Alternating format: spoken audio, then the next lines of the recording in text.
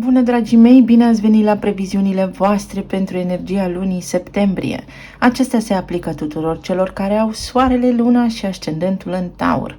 Haideți să vedem împreună despre ce este vorba. Primul eveniment astrologic foarte important este pe data de 3. Venus, planeta iubirii și a banilor, își reia mersul direct în Leu, în casa voastră a patra. Casa patra vorbește realmente despre familie, vorbește și despre modul în care ne comportăm noi la noi în casă, cum suntem noi la noi acasă, dar și cum interacționăm cu cei alături de care împărțim spațiul locativ. Venus este planeta iubirii și a banilor și am spus în luna iulie, când a retrogradat, că poate aduce din trecut persoane, emoții și locuri pe care voi să le revizitați.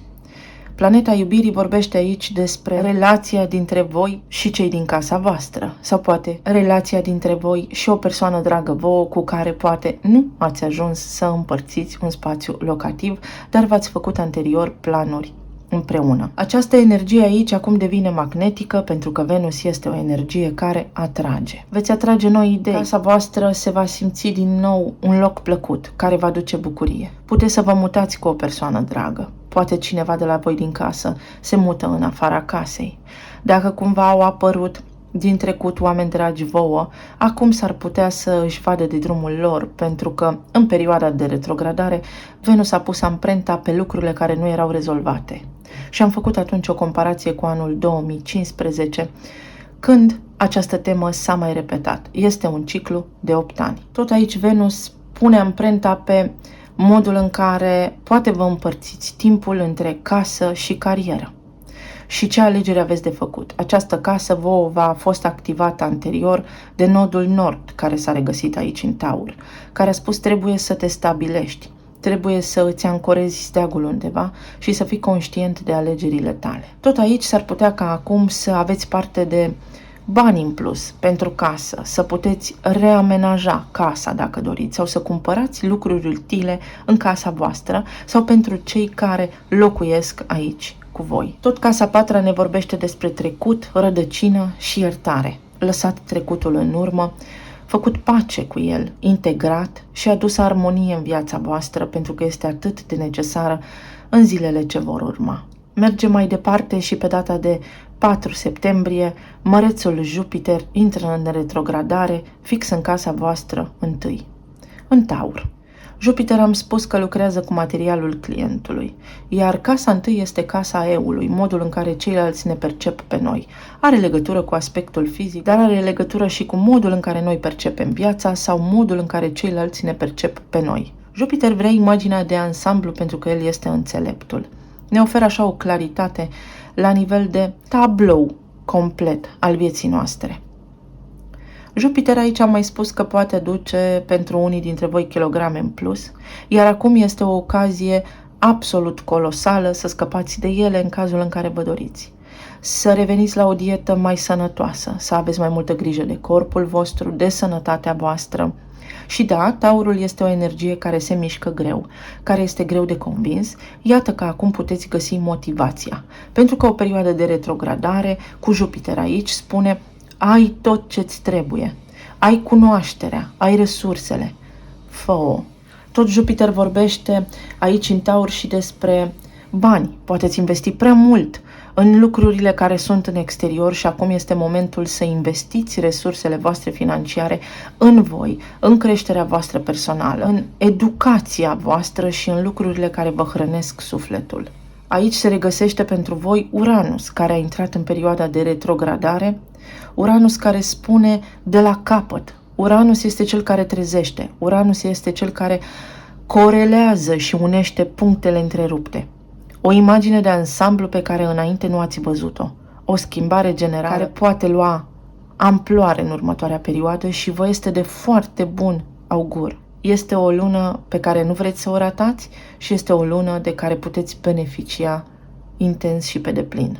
Pe 14 septembrie vom avea evenimentul de lună nouă din Fecioară pentru voi în casa a 5-a, în casa copiilor sau în casa în care voi sunteți copilăroși. în casa bucuriei sufletului, a creativității, a iubirii, a romanțelor, a aventurilor, a riscului, a inspirației divine. Fecioara este un semn foarte organizat, energie de pământ ca și a voastră și vrea planuri, concret. Dacă sunteți în relație cu cineva, nu în relație stabilă sau nu cu un contract semnat, nu căsătorie, acum puteți să vă trasați o nouă intenție, să înțelegeți clar dacă omul acesta este potrivit pentru voi sau nu. Dacă lucrurile așa cum sunt ele vă ajută sau nu. Sau să înțelegeți dacă voi chiar sunteți într-o relație sau nu. De asemenea, aici ar putea să apară o nouă idilă cu cineva de la locul de muncă. Tot aici, Fecioara spune organizare la nivel de rutină, de sănătate, de aspect fizic, echilibru, rutină sănătoasă. Dacă cineva vă curtează, puteți spune acum, ok, sunt de acord, facem așa, dar uite, astea sunt așteptările mele. O lună nouă în Fecioară mai poate veni cu foarte multă claritate mentală, pentru că aici îl avem și pe Mercur, care este retrograd, până pe 15 septembrie și puteți să vedeți dintr-o dată lucruri pe care înainte vă era mai greu să le identificați. Comunicarea poate acum renaște cu cineva drag sau dintr-o dată să vă dați seama că cel cu care vă întâlniți sau cea cu care vă întâlniți vă caută mai des. Puteți relua o comunicare care înainte era disfuncțională sau poate nu comunicați deloc.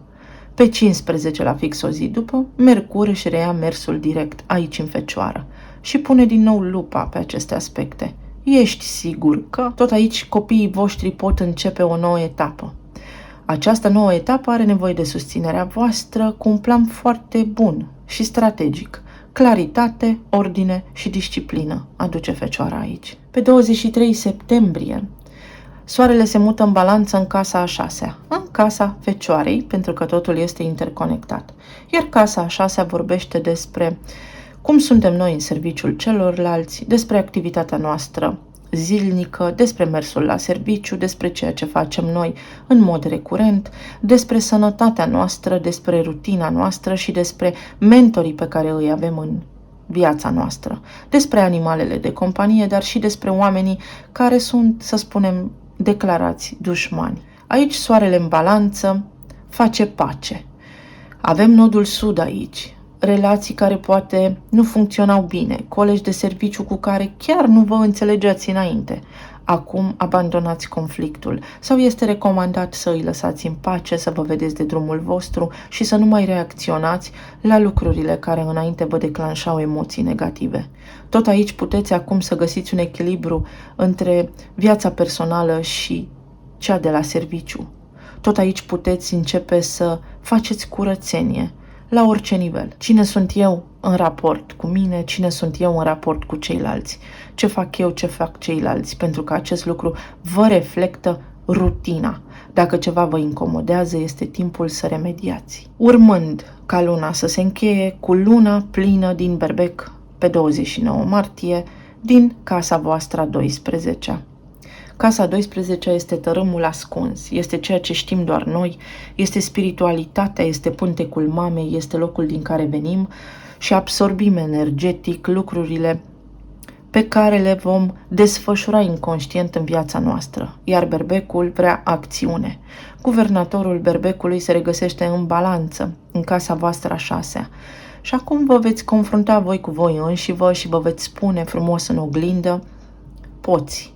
Ai toate resursele necesare să îndepărtezi din viața ta ce nu funcționează, oamenii care nu te ajută, să prinzi curaj să faci lucrurile pe care le dorești, mai multă inspirație, mai multă creativitate. Să te ocupi de sănătatea ta. Pentru voi sănătatea va fi un aspect foarte important luna aceasta. Trebuie să vă îngrijiți corpul, trebuie să fiți atenți la dieta voastră, la ce mâncați, la nutriție și la stilul vostru de viață, la ritmul în care trăiți. O lună plină vine cu detașare, cu oportunitatea de a repara, de a remedia. Atenție însă că Berbecul este o energie impulsivă. S-ar putea să aveți insomnii, s-ar putea să vă simțiți nervoși, Ideal este să nu reacționați, ci să răspundeți cu calm provocărilor care vin în viața voastră, mai ales la nivel de comunicare cu persoanele iubite, în casa voastră, la voi la serviciu și așa mai departe. Să vedem, dragii mei, cum va fi luna septembrie și după mesajele oracolului. Sper să aveți o lună minunată. Uite că s-au întors astea și le voi lua. Prima carte este să ne reamintim. Ies la suprafață emoții din trecut și sentimente din trecut. Acea temă a casei a cincea și Venus, care v-a fost în perioada de retrogradare, acum vă dă oportunitatea să luați o decizie finală în legătură cu relațiile voastre de iubire sau cu ceea ce simțiți voi față de ceilalți, față de oamenii pe care îi aveți în viața voastră, pentru a vedea dacă vă bucurați și să reflectați la toate aceste lucruri. Iar aici avem cuvintele cheie: iluzie, introspecție sau distorsionarea realității. Să vă convingeți cu adevărat dacă ceea ce trăiți voi este real sau nu. Unde vă imaginați voi lucruri sau unde ați avut voi așteptări care poate nu au ajuns să fie în conformitate cu realitatea pe care o trăiți în acest moment. Pentru voi aici această carte cu reamintire are legătură cu luna plină din Berbec, din casa 12, care vă dă un sens al existenței foarte profund. Vă reamintiți cine sunteți voi la nivel de suflet, sau cel puțin ar trebui să vă orientați atenția către aceste lucruri. Cum spun de fiecare dată, nu suntem doar numele și prenumele nostru, mama sau tatăl copilului nostru, soțul sau soția partenerului nostru și așa mai departe. Evoluție, schimbări concrete, schimbări de climă, transformare. Unii dintre voi s-ar putea, după cum spuneam, să vă schimbați la nivel emoțional sau să faceți călătorii în zone, pe meleaguri, a căror energie telurică vă ajută pe voi în vindecare, călătorii inițiatice sau să vă revedeți cu oameni pe care nu i-ați văzut de foarte mult timp, pentru că aveți acolo de schimbat o informație care vă ajută în evoluție, chiar și în plan eteric. Luna aceasta vine pentru voi cu transformare și cu evoluție, mai ales la nivel de casă întâi, de identitate, cu Uranus retrograd acolo, cu Jupiter retrograd acolo. Treziți-vă, spune această lună, și înțelegeți cine sunteți voi cu adevărat, pentru că puteți să vă reamintiți. Ce ne mai spune luna septembrie? Este o lună spirituală pentru voi. Miere și lapte. O lună care vă oferă suport energetic pentru ca vouă să vă meargă bine. Avem casa întâi. Dacă doriți să țineți dietă sau dacă doriți să vă schimbați aspectul fizic sau dacă doriți ca imaginea voastră în societate sau în ochii celorlalți să fie diferite, trebuie să interveniți voi manual și să produceți aceste schimbări. Apoi casa a cincea, casa unde vorbim despre copii, casa unde vorbim despre iubire, casa unde vorbim despre bucuria vieții și a sufletului, unde voi aveți Mercur, care iese din perioada de retrogradare, și luna nouă din Fecioară. Să aveți claritate. Nu este un moment bun în această lună să mai visăm cu ochii deschiși sau să fim idealiști, ci din contră să avem un plan și o strategie. Totul trebuie să fie clar precum cristalul. Următorul mesaj. Trubadurul, încântătorul și casa, numărul 3 din astrologie, sau împărăteasa. Prin vorbă dulce, în această lună veți obține lucruri la care înainte doar visați. Unii dintre voi puteți merge la concerte sau vă puteți conecta cu muzica, vă puteți folosi de terapii alternative prin sunet pentru a vă vindeca o condiție medicală pe care o aveți. Alții dintre voi veți fi încântați de niște mesaje, de o conversație de discuții care acum pot fi plăcute auzului vostru. Unii dintre voi primiți declarații de iubire. Treceți prin transformare, din nou avem șarpele aici și sunetul care face șarpele să danseze înseamnă că aveți capacitatea să depășiți niște traume, să încheiați niște conflicte, să nu mai pierdeți practic timpul în suferință. Să vedem. A ieșit o regină de cupe, iubire, la nivel de relații, la nivel de plan material, la nivel de plan emoțional. Taur, septembrie.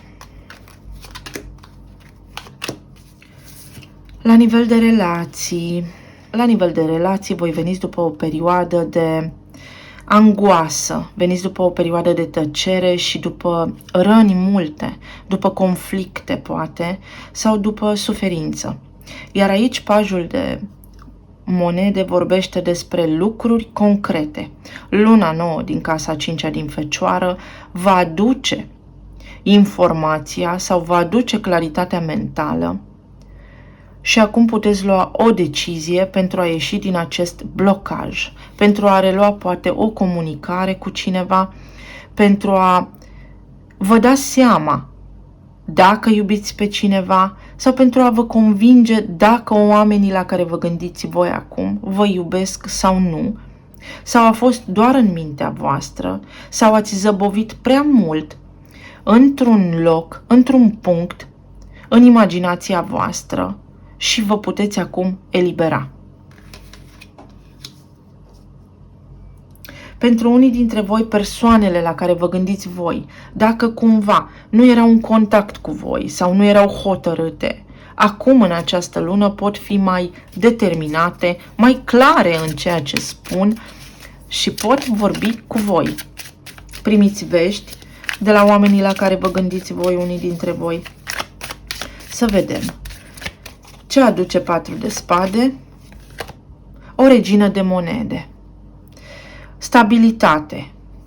Aceasta este casa voastră întâi care acum vă dă vouă ocazia să vă afișați lumii stabili emoțional, abundenți, cu tot ceea ce aveți voi nevoie pentru a avea succes. În ochii persoanelor la care vă gândiți voi aici, la nivel de relații, sunteți ceea ce trebuie. Sunteți exact ceea ce trebuie pentru ca acești oameni să iau o hotărâre sau să-și dea seama de valoarea voastră. Pentru alții dintre voi, vă regăsiți stima de sine. Ajungeți la o concluzie că nu mai pierdeți timpul, că oamenii la care vă gândiți nu mai merită energia voastră și atenția voastră. Regina de monede este cea care are grijă de tot, este soția, este persoana care după cortină aranjează absolut tot ceea ce ceilalți au nevoie pentru ca ei să exceleze. Iar acum unii dintre voi veți spune, nu, gata, de astăzi înainte mă ocup de mine. Ce aduce 9 de bâte aici? Un paj de spade. Acesta poate fi Mercur în Fecioară, care va spune clar, scurt și răspicat, uite, asta este situația, ce facem de aici înainte, îți convine, da ori ba. Pentru alții dintre voi, acum este un bun prilej să vă faceți o strategie, să vă luminați așa, să vă dați jos de la ochi vălul care v-a stat acolo o lungă perioadă de timp și să ieșiți în oraș la întâlniri cu cineva, să vă dați seama dacă aveați blocaje în zona aceasta a relațiilor și să vă hotărâți să începeți o viață nouă. Pentru alții dintre voi, relația cu copiii se îmblânzește. Și pajul de monede aduce familie, aduce stabilitate, aduce împlinire la nivel emoțional. Unii dintre voi acum în căsnicie vă simțiți mai împliniți. Alții dintre voi puteți trece de la nivel de întâlniri sau de a avea un iubit, o iubită la nivel de căsătorie chiar. foarte multă stabilitate pentru voi și foarte multe lucruri concrete. Cineva poate reapărea aici, ies la suprafață angoasele pe care le puteți rezolva. Pentru unii dintre voi, în sfârșit, atingeți acel punct de echilibru pe care vi-l doriți. Persoanele la care vă gândiți voi acum iau o hotărâre să rămână, pentru că voi sunteți alesul, aleasa. Ce spune 10 de monede? Trăinicie, stabilitate, căsătorie, armonie, consecvență, claritate. Ce spune pajul de spade?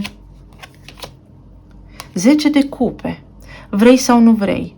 Pentru unii dintre voi răspunsul va fi da. Și de acum înainte suntem un întreg, suntem mai puternici ca oricând și suntem un cuplu, ne iubim. Pentru unii dintre voi, persoanele la care vă gândiți voi vor realiza în această lună că nu mai au nimic de așteptat, că puteți trece la următorul nivel, că vă puteți muta împreună, că puteți avea o rutină sănătoasă, că obstacolele pot fi eliminate din viața voastră, că voi sunteți cei pe care îi iubesc. În sfârșit vă conectați normal și omenește, începeți să vorbiți, începeți să vă întâlniți, treceți la următoarea etapă în relații. Să vedem la nivel de iubire ce ne mai spun cărțile. O nouă iubire sau iubirea voastră de până acum trece într-o nouă etapă. O persoană nouă nutrește sentimente pentru tine sau persoana la care te gândești tu din trecut și cu care nu comunicai înainte, care ți-a dat bătăi de cap și ți-a pus sufletul pe jar, în sfârșit își deschide sufletul, devine o relație stabilă. O nouă iubire. Felicitări și mult succes, dragii mei! La nivel de plan material aveți un 6 de monede, 5 de monede și eremitul. Ei, aici la nivel material, voi sunteți cei care vă ocupați ca arhetip de bunăstarea umanității. Venus înseamnă bani, stimă de sine, proprietăți. Ieșiți din niște blocaje financiare sau eliminați o risipă din viața voastră. Vă faceți un plan mai bun. Iată, se duce, se întoarce, pleacă. Vă faceți un plan mai bun la nivel financiar. Vă puteți găsi un nou serviciu, puteți avansa în carieră. Sau acum vă faceți o strategie. Vă faceți calculele. Ăsta este un bilanț, eremitul. Vă veți regăsi pe parcursul lunii septembrie mai serioși cu cheltuielile voastre, mai calmi, mai cumpătați. Sau cel puțin așa ar trebui să fiți pentru a vă oferi bunăstare, pentru a vă face niște planuri de viitor mai concrete. A căzut din pachet cavalerul de monede peste 5 de monede. Treceți la acțiune. Este o lună în care, în zona profesională, luați niște hotărâri înțelepte. Este o lună în care puteți recupera niște pierderi pentru unii dintre voi. Este o lună în care vă puteți achita datoriile, puteți scăpa de datorii. Ce aduce 6 de monede? 2 de cupe, parteneriate noi. Puteți cunoaște o iubire nouă la locul de muncă sau dacă erați colegă cu cineva, acum puteți intra într-o relație de căsătorie sau puteți intra într-o relație de cuplu cu cineva. Pentru alții dintre voi înseamnă un nou serviciu. Și eremitul, ajutor, parteneriat de la colegi. Eremitul vine cu 9 de monede. Cu a stăpâni planul fizic, a fi stăpân pe contul tău bancar, a fi stăpân pe banii tăi, a avea bani, a ști cum să faci banii. O reformă financiară aici, o împlinire. Deci este o lună foarte bună pentru voi din punct de vedere financiar, în care banii care vin la voi să rămână sau dacă îi cheltuiți, să vă întoarcă o investiție. La nivel de plan emoțional, ce cărți frumoase! Avem 6 de bâte, lumea și regele de bâte. O bucurie în suflet că în sfârșit se întâmplă ceva. Succes, sunt văzut, sunt apreciat în sfârșit de omul la care mă gândesc eu, sunt în sfârșit atrăgător, mă simt bine în pielea mea, sunt sănătos, scăpați de o condiție medicală, scăpați, nu știu, de treburi care v-au încurcat sănătatea, dar este nevoie de o rutină, este nevoie să fiți hotărâți, vă găsiți mai creativi, vă regăsiți mai creativi, luați niște hotărâri care vă ajută la nivel de rutină, la nivel de sănătate sau este timpul să vă ocupați de acestea. Omul la care voi vă gândiți aici, fie că este vorba despre o femeie, fie că este vorba despre un bărbat, ajunge la o conștientizare, face un pas înainte către voi. Scăpați de o povară. Acum vă puteți mișca pentru unii dintre voi. Ce aduce regele acesta de bâte aici? Poate fi un leu sau pur și simplu casa a cincea. Lucrurile la nivel de relație, la nivel de iubire, de romanță, de întâlniri devin stabile, concrete. Aici cu regele de bâte pot fi niște întâlniri incendiare. Judecata. Unii dintre voi renașteți, sunteți atrăgători, sunteți frumoși, vă ocupați de aspectul vostru fizic și acest om vede asta. Unii dintre voi vă puteți împăca cu cel sau cu cea la care vă gândiți acum. Ce aduce lumea? Un 7 de cupe. Lumea aduce în sfârșit lucrurile la care ați visat atât de mult timp. Lumea aduce o concluzie. În sfârșit aleg. În sfârșit aleg. Cineva vă poate alege. Aveți alegeri foarte multe de făcut în luna septembrie. Și 6 de bâte, 6 de monede. Succes exact așa cum aveți voi nevoie acum. O situație potrivită vouă pentru sufletul vostru care să vă aducă și bucurie. O desăvârșire. Să vedem ce ne spun și talismanele pentru Taur în septembrie. Te iubesc. O concluzie. Sentimente. Cineva care vă iubește, vă stimează, vă vede atrăgători. Sau iubirea de sine. O altă inimă care spune te iubesc. Aici pe inima aceasta mai avem și cuvinte legate de te iubesc din totdeauna, un suflet pereche, dar și ceva legat de copii. Sau vă împăcați cu un frate, o soră, cu cineva din familia voastră, să spunem extinsă. O pană, ușurința cu care veți trece prin această lună, prin lucrurile pe care le aveți de rezolvat. Noroc! Vă eliberați de niște blocaje și aveți succes. Acesta este 6 de bâte. Planuri, strategii care dau roade.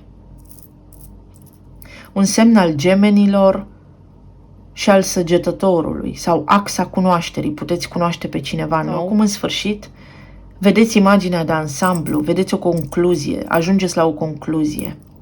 Credința, luna plină din casa a 12-a din Berbec vă spune cine ești, în ce crezi. Sănătatea voastră va fi sub lupă, este neapărat necesar să aveți grijă de voi. Vine luna aceasta cu înțelepciune, cu bucurie, cu relaxare, cu vindecare, cu oportunități noi la locul de muncă. Vă simțiți frumoși sau veți lua hotărârea să faceți niște schimbări la nivel de corp fizic, la nivel de înfățișare, la nivel de sănătate. Puteți ieși în oraș, invitații, aveți ajutor, uitați-vă după semne. O cheie care deschide o ușă a sufletului. Uite, chiar dacă nu vă așteptați, chiar dacă până acum situația a apărut că nu are o soluție în spate, o rezolvare, în această lună veți vedea semne. O situație care crește, înțelegeți niște lucruri, vă vindecați de niște lucruri. Lucrurile au mers încet sau este momentul să luați lucrurile cu calm, cu mai mult calm, cu mai multă obiectivitate. Încă o inimă aici este pe care scrie iubire. Și invers, dacă citim iubire, înseamnă evoluție. Evoluați la nivel de plan spiritual. Vă împărtășiți iubirea cu cineva. Și ei cu voi și voi cu ei. Steaua, din nou, o vindecare, o apropiere. Aveți grijă cu luna plină din casa 12, v-am spus că berbecul este o energie impulsivă, poate aveți legătură cu un berbec care până acum a fost nehotărât, a stat ascuns, dar nu neapărat. Acțiunile pe care le faceți trebuie să fie pentru binele tuturor cel mai înalt și așa veți avea succes. A căzut o inițială S aici, din nou copacul vieții, din nou vindecare, din nou inima, din nou o stare de regenerare și mesaje. Mesaje, comunicare la nivel de iubire, la nivel profesional, care acum vă aduc succes. La inițiale avem D, S, S dublat, A și G. Saga, o trilogie, poate încercați a treia oară, poate aveți legătură cu cineva care, nu știu, trăiește prin vreun teritoriu, prin nord sau prin vreo țară cu o mitologie foarte cunoscută, foarte profundă. Cu cineva cu care înainte v-ați consumat foarte mult. Puteți ajunge acum la o concluzie. Guess. Pentru unii dintre voi, aici poate fi gaslighting sau atenție că aveți pe lângă voi persoane care v-au consumat, au abuzat de bunătatea voastră, da, să fiți cu băgare de seamă, sau pentru alții este ceva legat de combustibil, atenție la combustibil, atenție la mașină, sau pentru alții dintre voi poate însemna că aveți energie. De asemenea, mai poate vorbi aici despre curentul electric sau despre o strategie financiară pe care o puteți face acum. Acesta sau aceasta este calea. Veți găsi drumul, vă găsiți drumul. Chiar dacă începe luna, poate, și vă regăsiți ușor triști, aveți cu aceste tranzite ocazia să reușiți. Să produceți în viața voastră o schimbare de 180 de grade. Fiecare lună ne oferă această șansă. Trebuie să îndepărtați tristețea, să înțelegeți că poate unele lucruri vi le-ați imaginat voi, să nu mai presupuneți și să nu aveți așteptări, ci concret să discutați pentru a ajunge la concluziile de care aveți nevoie. Melodie, muzică, artă, artiști, festivaluri. Puteți merge sau poate aveți legături cu oameni care sunt implicați în acest context. Unii dintre voi neapărat, atenție pe sănătate, da, să fiți atenți, să vă îngrijiți de voi, nu știu, să vă faceți analizele sau să începeți, să aveți pur și simplu grijă de sănătatea voastră, să nu vă mai ignorați. La nivel financiar puteți începe o afacere. Afacerea de acum încolo poate prospera. Aveți nevoie de o strategie nouă de business. Primiți un răspuns afirmativ unii dintre voi sau este momentul să spuneți da orba. Nu să dați un ultimatum, ci să ajungeți voi la concluzia aceasta. Aveți un as în mânecă. Asul clarității, asul care comunică, asul de spade, asul de cupe de asemenea este aici.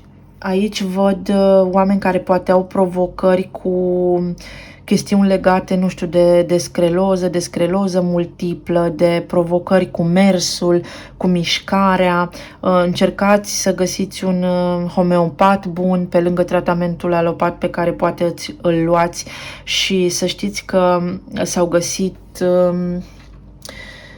foarte multe dovezi și legături între paraziți intestinali și această condiție medicală. Iar pentru alții dintre voi este vremea să aveți coloană vertebrală și să produceți o schimbare în viața voastră care are legătură cu viitorul vostru, cu cariera voastră și cu ceea ce aveți voi de acum înainte de făcut. Eu vă doresc tuturor să aveți o lună minunată, să aveți o lună plină de realizări, să fiți iubiți, sănătoși și să ne reauzim cu bine și data viitoare. Pa, pa!